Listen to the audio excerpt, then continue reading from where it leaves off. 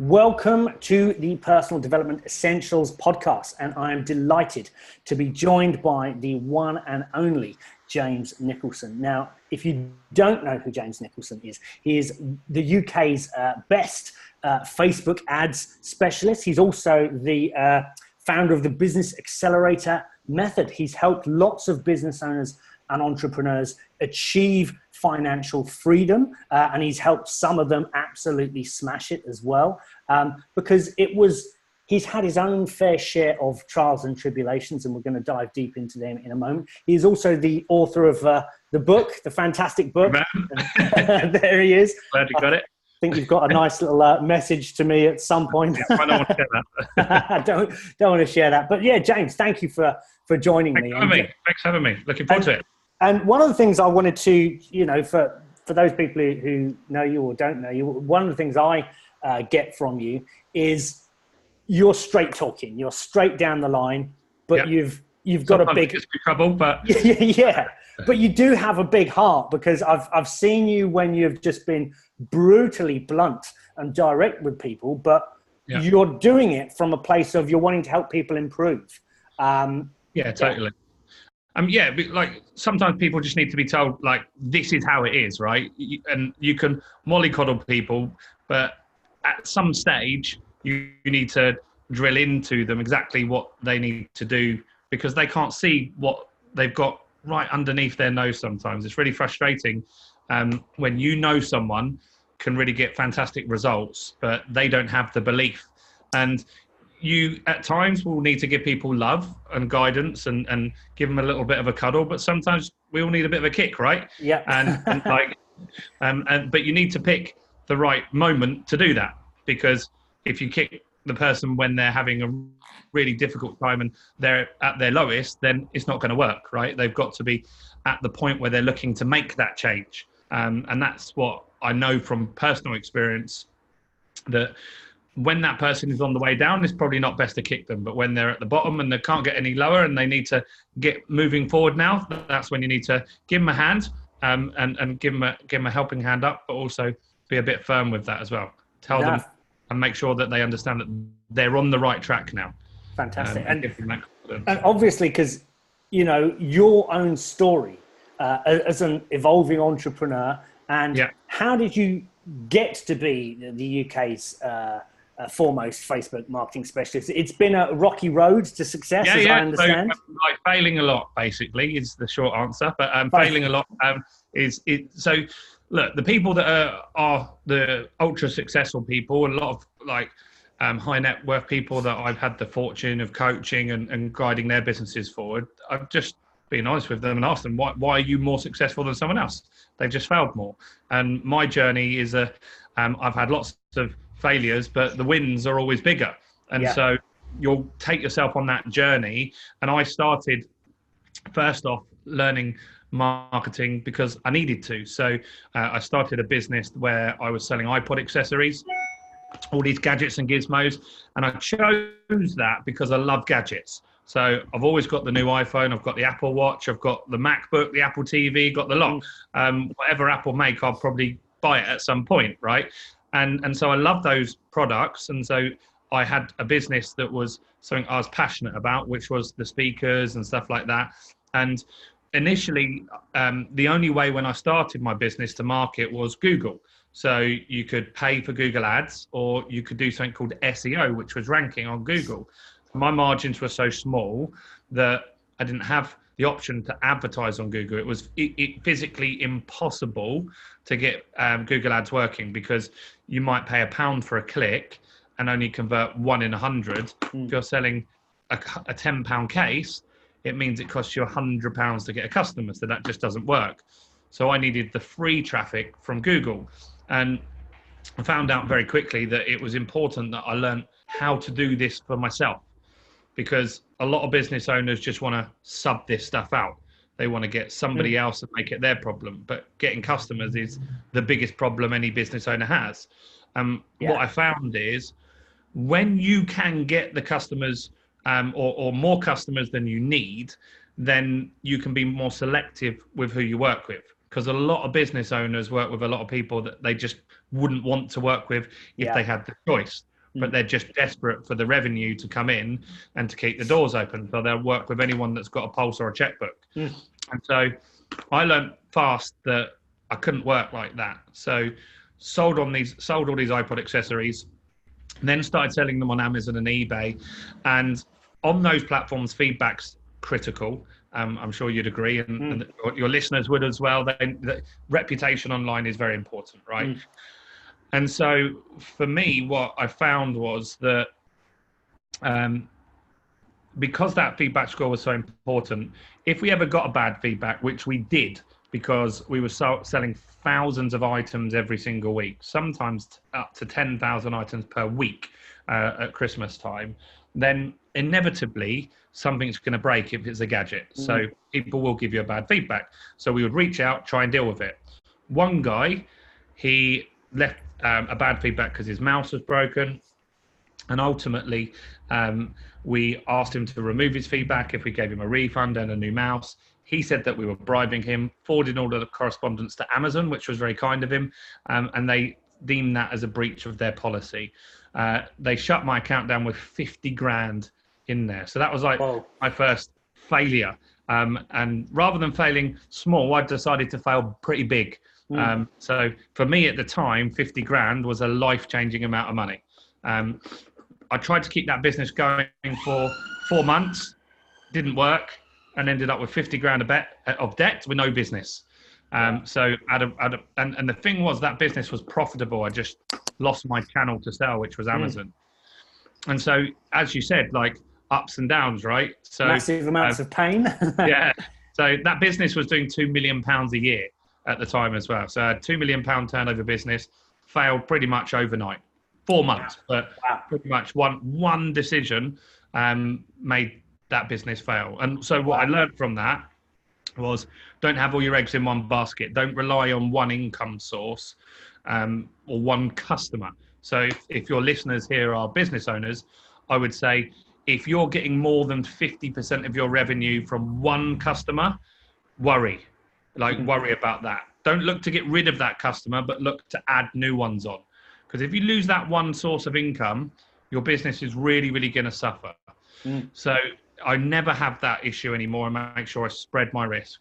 And then I launched a digital agency because I could do this marketing stuff, and it was still mostly Google back then, but eventually Facebook came out. And so I learned Facebook ads because I was doing it for all sorts of businesses. I was doing it for estate agents, plumbers, coaches, consultants, e-commerce stores. And so it gave me the knowledge to work out, how does Facebook ads work? It's different for each type of business. You need something called a lead machine, which takes the lead from Facebook and sells to them offline or online, but not on the Facebook platform. And that's one thing that I figured out, is that offering the right message at the right time. And yeah, there's been ups and downs in that business as well. And so I had a digital agency, and then things happened like Google changed their algorithm on how you rank on Google. And so we had days where all our clients lost all their rankings on Google in a day. That's not a fun day. Wow. And then you've got to figure it out and just tell them this is going to happen. And they don't really understand that. They just want leads from Google. That's all they care about. Yeah. And so you've got to appease them, take time to get them back up there. And so, yeah, you'll get punched in the face a lot as an entrepreneur. A lot of people make it look so easy. Even Zuckerberg, right? Even these big guys, they've all been punched in the face a lot. I was listening to a video yesterday with Mark Zuckerberg, and he had like 10 businesses. We all think he just had Facebook, right? Wow. He didn't just wake up and have Facebook. He launched these little bot things, like different softwares, all these things that aren't really spoken about, but he had loads of businesses before he had Facebook. That's interesting you should say that, because I know from listening to you as well, one thing I've heard you say as well is, you know, launch and learn, be prolific, not perfect. 7 out of 10 is the new kind of like 10 out of 10. 100%. We love that line, right? But because, here's the thing. Most people are waiting. They're trying to map it all out in one go. Yeah. And I can't remember there was someone who said, if you're not embarrassed by a product that you launched a year ago, you've launched too late. And you need to launch and learn. You need to put it out there. You need to get the feedback from the market and iterate and adjust and change course as you go. Whereas so many people, they're waiting for the perfect time, the right time to launch, sitting on a business plan, sitting on an idea, and you're just like, Jesus, get it out there, you know. Here's a story that would probably be more relevant to your audience, because I'd imagine that most of them know Tony Robbins. And so Tony Robbins, when he launches a course now, he doesn't actually build the course. And the reason I know this is because I've helped with the company that manage all the rights for Tony Robbins in Europe. So I've got a bit of inside info. When Tony Robbins launches a course, he will sell it first, and he'll make the first module of it. And if it doesn't hit a sales target, which, just say for argument's sake, is $1 million in sales for Tony, because obviously he's on a bigger scale than most business owners, right? But if he doesn't hit his target in sales, then he'll just refund everyone and not make the course. So even Tony's not sitting there like a lot of entrepreneurs would sit there. They'd make that course for 6 months and then sell it. Whereas Tony sells it, sees if anyone buys it. If they buy it, he makes it. If not enough buy it, then he'll refund them. And he'll probably do, and he doesn't normally need to do that. It'd be very rare that he'd have to refund them, because he's got a tribe of people that absolutely love him, right? But that's essential, that you just launch. I mean, we've got a student who, I'm not going to name them because it's unfair, but they were deliberating about a membership site you'd have seen in our academy group this week. And they were talking about making the course. Can I launch my course without making it? And their belief was that everything had to be there because they're not giving value. But you can drip feed the content. So you can make a digital course and you can sell week 1, and you can say, this is week 1. And then that's how you're going to get the burning desire to make the rest of your course. Because if 2 or 3 people buy it and maybe you get 2 or 3 grand in sales, you're not going to want to refund them, are you? Yeah. You're going to make the rest of the course. Yeah. And so you'll make it in a week, whereas doing it in dribs and drabs, you'll make it in 6 weeks, 6 months, 6 years, or never. Do you know, actually, what you've mentioned there kind of got me to. I saw something the other day, and I thought, wow, this is an amazing example of. You can get so many nuggets of business wisdom from this. I'm a big fan of South Park, right? Yeah, I like South Park. And I watched this thing on Sky called 6 Days to Launch, right? And it was the creators of South Park, Matt Stone and Trey Parker, and they are the most prolific creators of content, of their content. Most people, Family Guy, American Dad, all the other good cartoons or whatever, they take months, 6 months to kind of launch or do an episode. Oh, okay. Guys do it in 6 days, right? Wow. And it's to watch their creative process, right? It was actually, for the guys, it was actually quite a painful process they go through. They go through the panic, like that, oh my God, we've only got 6 days to launch. They go through a creative process. They create loads of content. They edit down to whittle down to get the good content that they like.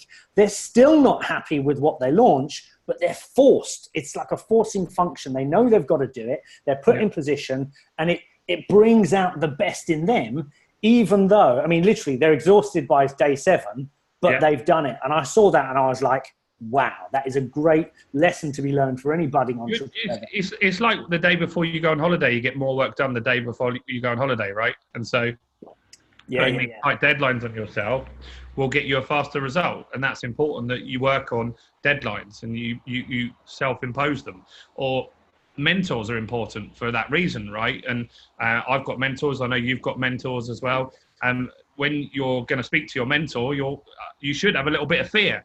Have you done what they set you? And that keeps you on track. And that's the point of it. Obviously, the mentor's there to give you guidance, strategy, and stuff like that, but also to give you that little bit of fear, keep you on track, and make sure you get stuff implemented. Because otherwise, you'll procrastinate yourself to death and never do anything. So. And it's interesting. We touching on fear there, because I'm a big believer You know, as Customato, Mike Tyson's trainer, said, fear is the friend of exceptional people. And as entrepreneurs, you know, the entrepreneurial journey, it is like this. And the number of times I have lost massive amounts of money, you know, had all kinds of problems. I call them heart attack moments, where you're just like, oh my God, you know, everything's going south. But it's, you get used to it. You get used to it. And so you also get a little bit braver. You begin to take more risks. You begin to put yourself out there a little bit more. But again, it's making that leap from those who want to start a business or be a wantrepreneur to those who are just, you know, out there, you know, in the arena, taking hits or whatever, being prolific, not perfect. But it takes that, because one of the things as well, like in this age of social media and putting out content, I know you're big on just like content. And a lot of people have fear about putting themselves out there. And in today's day and age, I mean, how important do you think personal branding is to people's businesses? Yeah, I think it's going to be one of the number one things that will like go on into like 2020 and beyond. People buy from people, right? And so you've got your travel business. The faceless companies like Thomas Cook have gone under. There's other reasons why they've gone under as well, not like adapting and stuff like that. But there are small independent travel companies that are making really good money because they give like so much value. They've got a personality. You think about if there was any TV travel presenters and they launched a tailor-made holiday company, they'd sell out in seconds, any of their holidays, because of their brand, right? And you'll see that with all these people that you might not necessarily like. For example, Kylie Jenner. And I know you're going to get some comments on this, maybe saying... But she's a billionaire, isn't she? Yeah, she's the youngest billionaire in history, right? She was the youngest billionaire in history, and that's all because she put content out for years and years and years, and her sisters and mum and dad and like all the crazy stuff that they did. But it was content out forever, and then launched a product and sold it out. Launched another product, sold it out, and just got more and more popular. And those Jenner kids, they get this content stuff. They've got hundreds of millions of followers on social media. They keep posting content. And you'll see this in the world of sport as well. Like there are certain sports stars that may get into a team, even if they're not the best, just because they've got a lot of following and they will sell a lot of merchandise for the sports team. Because it's all about money now, right? Yes, you want to win the championships and stuff like that. But if you've got someone from Asia and you can get them into a Premier League side and that's going to get Asian eyeballs onto that Premier League team, then they're going to sell more merchandise in Asia. Then they can go and tour in Asia and they can have games over there and stuff like that. For small business owners, if you're a coach, consultant, which is probably some of your audience here, you need to give value first. What happens is, when we're talking about personal branding, what we're talking about is just giving value first. That's it. Like we're not talking about, it doesn't have to be complicated. It's just give some people some tips or some strategies and some value first so they know you, they like you, and they trust you. And what everybody else is doing is trying to get married on a first date. They're just trying to sell their product and service straight away. And I see people all the time that I meet, they say, Facebook ads don't work. And if they're my competitors, great. But if they're not, then I'd like to help them. They do work. It's just because they've tried to sell straight away. They haven't tried to. They haven't tried to give any value, make themselves an authority, build their expectators. Haven't tried to nurture the relationship. Yeah, they haven't done it. Like you wouldn't go in a bar and like try and sell someone a washing machine, would you? Like it wouldn't happen. People, it's almost like people's defense mechanisms come up as soon as they sense someone's trying to pitch them something. They're just like, the blinkers come down. Yeah, you've got to work on getting people to know, like, and trust you. Yeah, we don't like to be sold to, but we like to buy. Everyone likes to buy, right? Particularly in my house.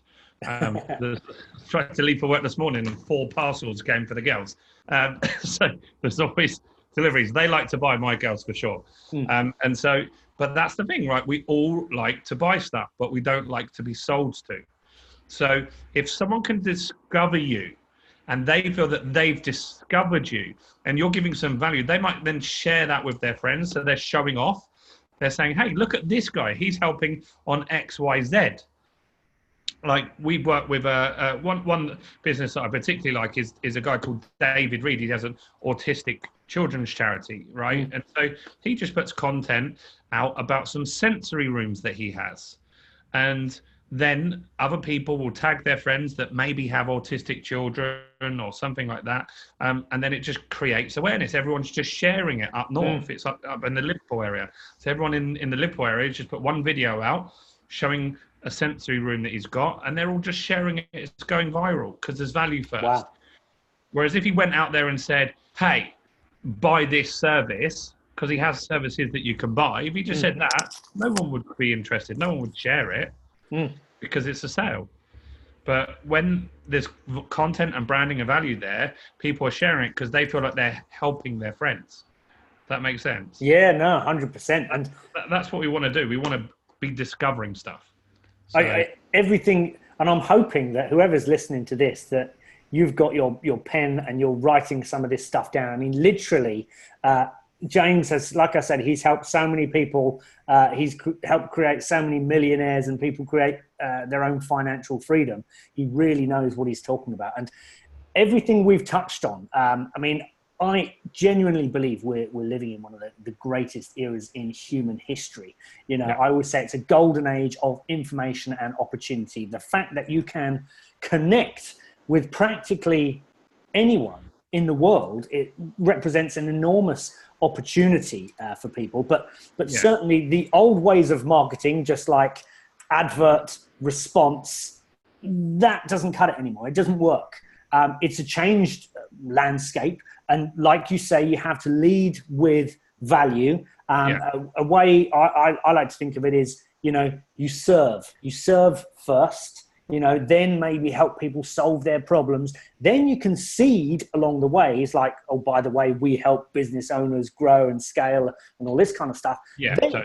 Then further down the line, you can do the sell, but it's almost like selling without selling. You're just being yourself, putting the good content out there, you're helping people. And then when they've gone along that process, then they're like, oh, by the way, actually, yeah, I do want to go ahead with, you know, training with James or whatever. And so something you mentioned as well, when you said eyeballs, and that's something Gary Vaynerchuk talks about as well. It's like, you know, it's a game of attention and eyeballs, and he calls attention like real estate. So the more kind of eyeballs you can capture, the more you can ultimately kind of, you know, build into your list, grow your list, and monetize further down the line. Yeah, exactly. No, it's important that you build that asset, that you build that reliability and trust. And that's what people are looking for. They want value from you first. You can't just sell to people anymore. It doesn't work. And it's going to get harder if you carry on that way. We're going to move into we're either in a recession or going to move into a recession, and so business owners are going to get more desperate. They're going to slash their prices, lowering their margins, meaning they make less profit. They're going to focus less on marketing or just pushing for the sale, and those ones are going to struggle. Whereas the ones that maybe up their prices, give more value, and build their expert status, they're going to thrive still. So more millionaires are made in a recession than any other time in history. And so there's opportunity there if you structure your business in the right way. Whereas if you then suddenly get desperate, because if you're over reliant, like I said, on one customer, that customer might go bust in this recession. And so that's why it's essential that you have more waiting in the wings. Like I have a top level product that's full. Like there is a waiting list for it. And so my entry level products feed to that so I can be selective on who I work. But it wasn't always like that. Like initially I would have worked with anybody. And then at some point you get to understand I can't help everybody. It doesn't work like that. So I've got to work a process of like, how can I get this working better? That's something I always, you know, whenever I listen to you talk, because I do believe that a lot of these things we're talking about, you know, you don't just learn it once. You've got to put it into practice every single day. You know, as a business owner, entrepreneur, you've got to get out there and put this stuff into practice. And something you always drill down on, which is essential, is, oh, have we lost you there for a second, James? Can you hear me okay? No, I think you broke off. Yeah, okay. I can hear you, dude. Yeah, so one thing which you always drill down on is correctly identifying your ideal client or your avatar and why this is so important. Like you said, so many people, they get busy being busy and they waste a lot of their time, energy, and attention trying to be all things to all people. I've been there in business. It's not fun. It's not a good place to be. But no, it's not. I think business is it's a gradual evolution and whittling away and simplification, drilling down on what you're good at, drilling down on your ideal client, and ultimately serving them as best as possible. Because again, when it comes to what I say to people, is think of it this way, when you put adverts out there or whatever, most people don't care about your product or whatever. They're looking for solutions to their struggles. They're looking for what products or services which help ease their pain or give them a result. So you've got to put them in mind first. So for anyone listening to this and you're wanting to improve your marketing, literally it's like get a piece of paper and write down. I mean, I know you go into so much depth on this and people are like, oh, but I've got 10 different ideal clients. Yeah. And you're like, pick one. Right. Yeah. Because there is one person you'd like more of, right? And so if you looked at your last 10 customers, if you think about all of those 10 people, and I'd ask people that are listening to do that, there is one of them that you would just like, I wish we had more Johns, because maybe he didn't even ask you your price. He just was always going to buy from you. You didn't have to chase him for the payment. He paid you up front, all of it. Or he just let you get on with the work and didn't interfere with you constantly, trying to ask you for this or ask you for that. So it's essential that you get more Johns or whatever, or Miriam's or whatever your ideal customer is. You need more of those people.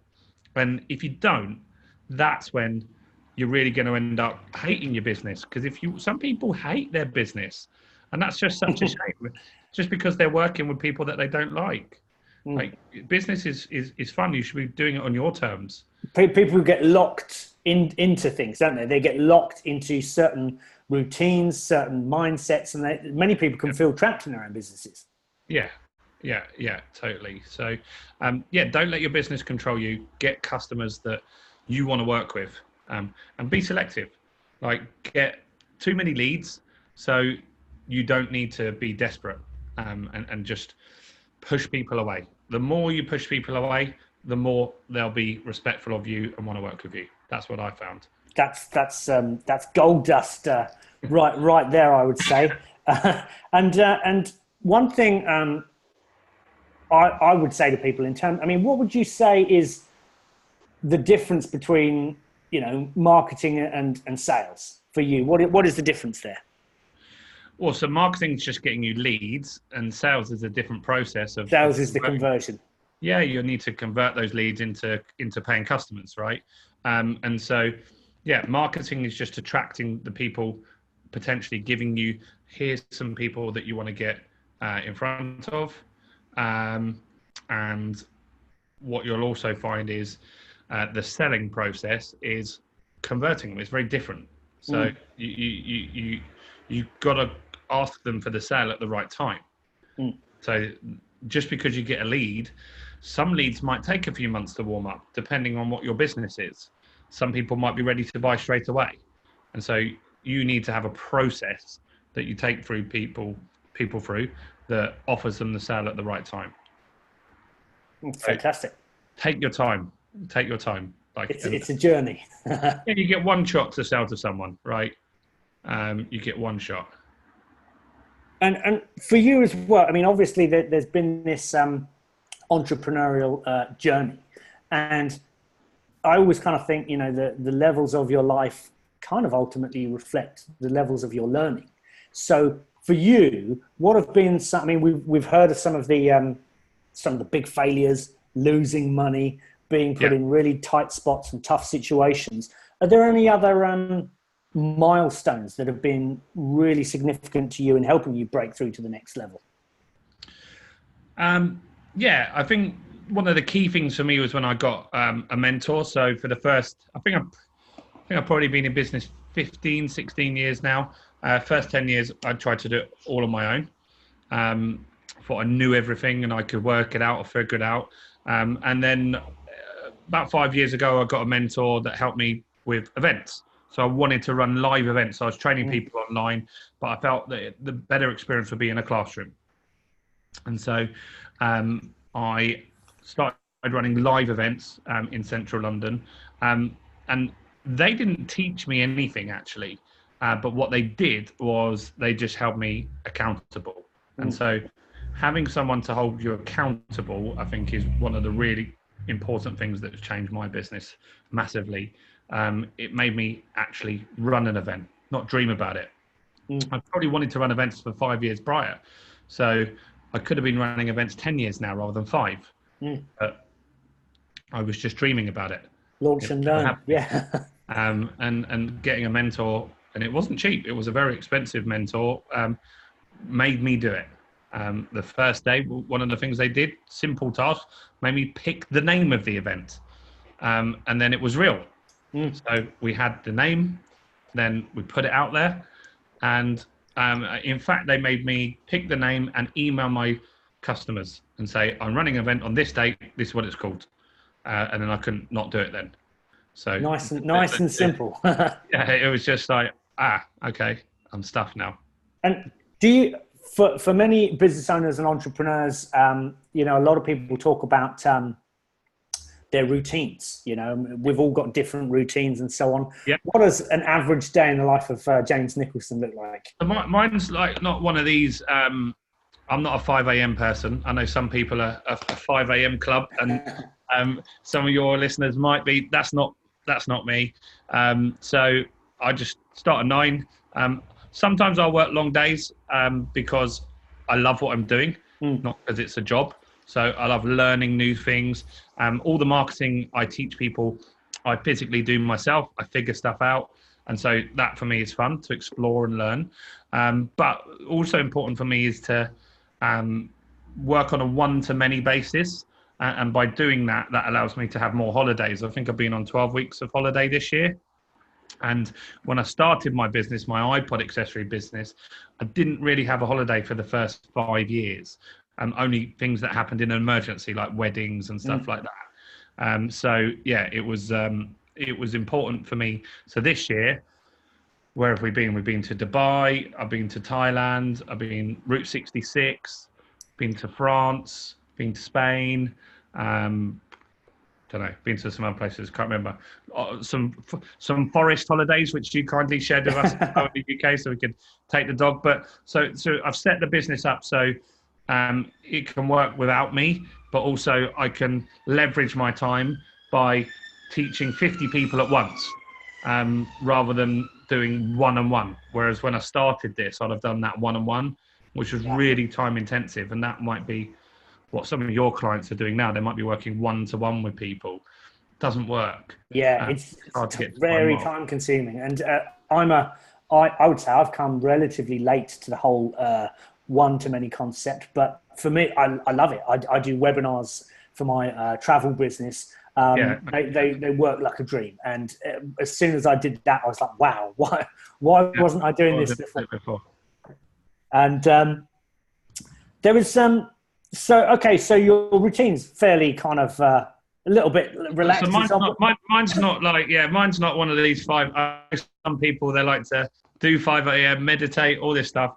I'm not. I'm up at 8, crack on with my day, and go into the office. For me, actually, one thing is important. I don't need to, but I go to an office.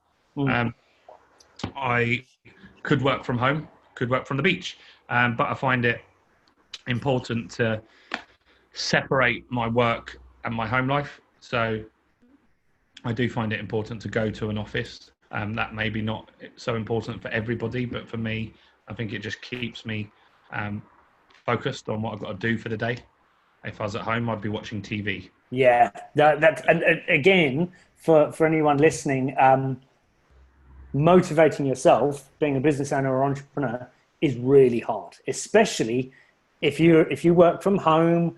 You got your wife, you got the kids, you got the dog, you got all these distractions. So that's another good takeaway there. And again, I'm just pausing to highlight on the takeaways because I literally, whenever I listen to podcasts or read a book, I'm mining for information. So I always kind of like to stop and say, hey, check this out. This is a really important thing because there's something, the very fact that you've said you kind of separate the home and the work environment.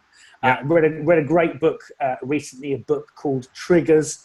Can't remember the name of the guy, but it was massively kind of helpful. It's all about, as human beings, we are far more susceptible to triggers, external triggers from the environment, plus internal triggers, limiting beliefs and bad habits and addictions, this, that, and the other. And in actual fact, the environment you're in is one of the best ways to rank up your productivity.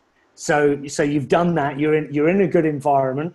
You're also getting that much more impact per hour because you're focusing on the tech, which is amplifying your reach, and you're selling one to many, and that's helped you. And then obviously that's helped you when you coach and train these other entrepreneurs grow and scale their businesses.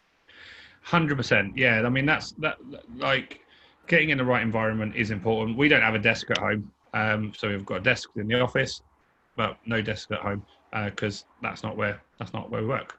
Got to be present with our family, right? Yeah. So, important. And in terms of, we've mentioned the importance of mentors. What about the importance of your social networks? And what I mean by that is you've got online, but also in person, the ability to learn from a community, for let's say an entrepreneurial minded community such as the Business and Marketing School. How important are they to help people grow? Yeah, it's very important. So I'm in a mastermind myself. It's called The Syndicate. It's put together by a guy called Andy Harrington. It's not something I paid to be in. It's invitation only. You have to be of a certain size business. You have to have a lot of value that you offer in there. And it's a lot of people that run events. Nick James, Greg Secker, are they all in it? Yeah, Nick James, Greg Secker, Samuel Leeds, Rob Moore from Progressive Property, Paul Preston, Liam Ryan, Andy Harrington, Jessen, loads of people. Like you've got to be a successful event promoter. And so being around those people. So the reason I got into that was because I was one of the first people that cracked Facebook ads for events, filling live events in the UK. And so they sought me out and paid me decent sums to help fix their Facebook ads and get their business going, right? And so that was really an important win for me to help them. Got great testimonials from that. And then they wanted to make sure I stuck around. And so being around those people will make you up your game. Like Greg Secker does 100 million a year. He's worth 100 million quid as well. So it makes you think a lot bigger than you don't want to go there and say, hey, I just made £500 extra this week. Like you've got to be really pushing your business forward creatively and financially. So I think getting those networks is important. Also for me, it opened up a lot of doors. So my business partner, Jessen, we were able to get him to speak at a lot of big events by me having that connection initially, which was really great for him to be able to speak on those other stages. And we've also been able to tap into other people's databases where we've done joint promotions. So if you build your network, what you might find is that maybe they've got your ideal customers. And so maybe they can endorse you and offer out your product and say, hey, look, grab this. This book, for example, like you've got my book, right? Other people in that mastermind have emailed my book, haven't paid them any money. They've had a copy of it prior. They've read it, thought it was useful. And so they've endorsed me. And that's helped me ship many thousands of books where I haven't had to pay for advertising. So your network is really important. Like they say your network is your net worth. That's a cheesy little line. But in many ways it's true, yeah. Yeah, it is. If you can get access to their database and you can maybe promote something back for them to help them, and then effectively two of you don't have to spend so much money on advertising, and your list will get tired of hearing about your product or services all the time, and their list will get tired of hearing about their product or service. They need to have some fresh stuff in there from time to time that just gives some value to their list, and that network thing is really important. Like really, really important. Surround yourself with people that are doing better than you. You need to be the stupidest person in the room. And what would you say to anyone listening, big takeaways for people who are listening to this podcast? We might have to, I'm just checking that there's some bad audio, it's raining. All right, you're not going to get, the roof's not falling down. I was worried. No, it's raining pretty heavily. But what takeaways would you say to business owners who are, anything you'd want people to take away, whether it's a business owner, essential things to think about when marketing and promoting their services? Your top three. So essential things that you need to do is take them on baby steps, right? So lead with value first, content first that gives value, build your expert status, starts the process of know, like, and trust you. Mentioned that a few times, right? So content is the key to positioning you as the expert. That's how you get the opportunity to charge premium pricing, because there's a plumber in every town that gets paid £50 an hour, and there's another one that gets £100 an hour, and the one that gets £100 an hour is probably fully booked, whereas the £50 an hour one is scrapping around for work. And the difference is that £100 guy, probably not through content in that industry, but for whatever reason, that £100 guy has got that expert status in that local area. And so we need to craft that expert status for you guys, which is what we do with content. And then you don't try and sell to them still. You need to give them some more value. So you give something away, and that's where you capture leads. And at that stage, you can nurture that relationship. So what do you give away? You give away something like a guide or report. I give away tickets to free events. You give away a place on a webinar. So you're giving something that people opt in for, you're giving something away. And then at that stage, you want to turn them into a customer. So you need to look at how can you turn them into a customer? For me, I activate them by offering a book. So the book is a try before you buy. See if you agree with what my process is on getting leads and sales online. And if you do, then and our values align and we feel we're a good fit, then let's explore working together in the future. So you've got to take them on that little journey. So content, capturing leads, and then an easy way to turn them into a customer. So offering something cheap, or maybe giving them some more value on a webinar like you do, and then they book a call. But you just got to take them on that really soft journey, not hammer them with the sale. Not trying to have sex on a first date, as you say. Exactly.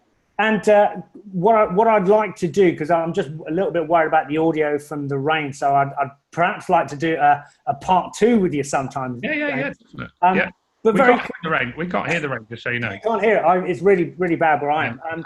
Are there any top 3 books that you would recommend to any business owner or entrepreneur? Yeah, Expert Mastery. Of course. I like all good. I like really good book that I read was Shoe Dog, the Phil Knight brilliant story. I love that.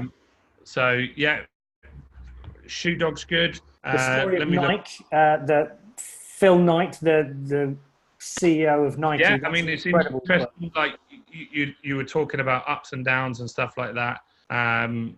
Like Nike had as many as unbelievable. Always like brink of bankruptcy all the time, and like ups and downs like you wouldn't believe. Yeah, exactly. What else have I read recently? Anything by Seth Godin is good. Yeah. He's got one called The Dip. That's good. Yeah. And any of the Dan Kennedy books on marketing. So fantastic. Okay, so I'll tell you what, I'm definitely gonna explore a part 2 with you at some point soon, James. Sorry we're cutting it short because sometimes it affects the Wi-Fi as well. So I'd like to end by thanking you so much for your time, James. I know no worries, mate. And where can people find you online? So if you go to Facebook and you search for James Nicholson, you can like the page. So Nicholson is Nichholson. Or if you want my book, you can go to james-nicholson.co.uk/book, and you can grab a copy of the book there for free. Fantastic. Brilliant. Well, thanks so much for your time, James. I'm looking forward to part 2 already. Thanks, mate. Cheers, mate. Cheers, guys. Bye. See ya.